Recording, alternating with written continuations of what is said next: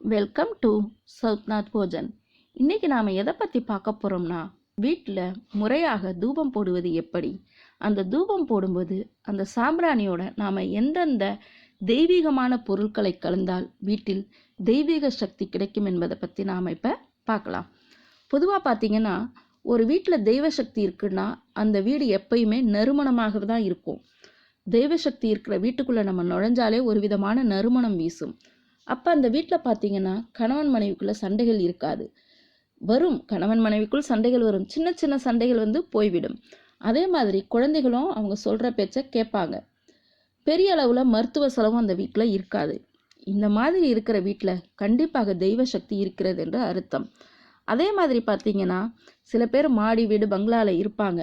அந்த வீட்டில் தெய்வ சக்தி இருக்காதுங்கிறதுக்கான அறிகுறி அந்த வீட்டுக்குள்ளே போகும்போதே நமக்கு ஒரு விதமான ஒரு மன சஞ்சலமாக இருக்கும். எதுக்குடா இந்த வீட்டில் நம்ம வந்தோங்கிற மாதிரி கூட சில டயத்தில் தோணும். அந்த வீட்டில் பார்த்தீங்கன்னா கண்டிப்பாக கணவன் மனைவிக்குள் சண்டைகள் அடிக்கடி வரும். அந்த சண்டைகளும் சின்ன சண்டைகளாக இருக்காது, பெரிய பெரிய சண்டைகளாக தான் இருக்கும். அதே மாதிரி பெற்றோர்கள் பேச்சை கேட்காத குழந்தைகள் கண்டிப்பாக அந்த வீட்டில் இருப்பார்கள். அதே மாதிரியே பார்த்தீங்கன்னா மருத்துவ செலவும் பெரிய அளவில் தான் அந்த வீட்டில் இருக்கும். அப்படி இருக்கிற பட்சத்தில் அந்த வீட்டில் தெய்வ சக்தி இல்லை என்பது கட்டாயமாக சொல்லலாம். இப்போ நாம் ஒரு வீட்டில் தெய்வீக சக்தியை எப்படி கொண்டு வருதுன்னு பார்த்தோம்னா, அந்த காலத்தில் பார்த்தீங்கன்னா செவ்வாய் வெள்ளியில் கண்டிப்பாக எல்லோரு வீட்லையுமே சாம்பிராணி போடுவாங்க. அந்த தூபம் காட்டுவதனால என்ன ஆகும்னா, நம்ம வீட்டில் உள்ள தேவதைகள்லாம் வெளியில் போயிடுவாங்க. நல்ல சக்தி தான் நம்ம வீட்டுக்குள்ளே வரும். அந்த தூபம் போடும்போது அந்த தூபத்துக்குண்டான பலன், தீய சக்திகள் நம்மளை விட்டு விலகிவிடும், நல்ல சக்திகள் நம்மளை தேடி வரும். அதற்காக தான் அந்த காலத்தில் செவ்வாய் வெள்ளியில் தூபம் போடுவார்கள்.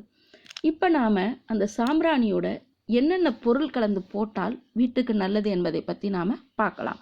இந்த சாம்பிராணியோட முதலில் நாம் கலக்க வேண்டிய பொருள் மருதாணி விதை. இந்த மருதாணி விதையை நாம் லக்ஷ்மியாக தான் நினைக்கின்றோம். மருதாணி என்றாலே லக்ஷ்மி. அப்படிங்கிற பட்சத்தில் அந்த மருதாணி விதையை சாம்பிராணியோட கலந்து, அந்த பட்சத்தில் மருதாணி விதையை சாம்பிராணியோட கலந்து போடும்போது நம்ம வீட்டில் லக்ஷ்மி கடாட்சம் நிறைந்திருக்கும். இரண்டாவதாக வெண்கடுகு. இந்த வெண்கடுகு நாம் ஏன் போடுறோம்னா, நம்மள்கிட்ட இருக்கிற கண் திஷ்டி, அதாவது எதிரிகளுடைய கண் பார்வை, தீய கண் பார்வை நம்ம மேல் படாமல் இருப்பதற்காக வெண்கடுகு சேர்க்க வேண்டும். இந்த கடுகு சாம்பிராணியில் போட்டு நம்ம காட்டும்போது அந்த கடுகு கொஞ்சம் வெடிக்கும். அப்போ என்ன ஆகும், கண் திஷ்டி மறைந்துவிடும், நம்மளிடம் இருந்த கண் திஷ்டி மறைந்துவிடும். மூன்றாவதாக நாம் சேர்க்க வேண்டிய பொருள் பச்சை கற்பூரம்.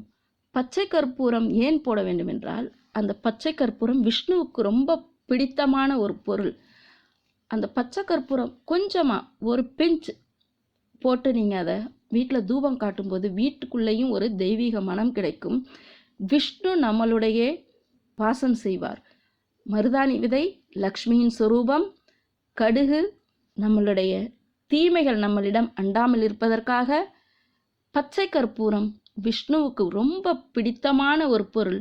அதனால தான் பச்சை கற்பூரம் கொஞ்சமாக போட்டு நாம் அதை வீட்டில் தூபம் காட்டினால் கண்டிப்பாக வீட்டில் துர்சக்திகள் போய்விடும். நல்ல ஒரு பாசிட்டிவ் எனர்ஜி தான் நம்ம வீட்டில் எப்பயுமே இருக்கும். இந்த பதிவு பிடித்திருந்தால் லைக் பண்ணுங்கள், ஷேர் பண்ணுங்கள், கமெண்ட் பண்ணுங்கள் அண்ட் சப்ஸ்கிரைப் பண்ணுங்கள். மீண்டும் ஒரு நல்ல பதிவுடன் உங்களை சந்திக்கின்றேன். வணக்கம்.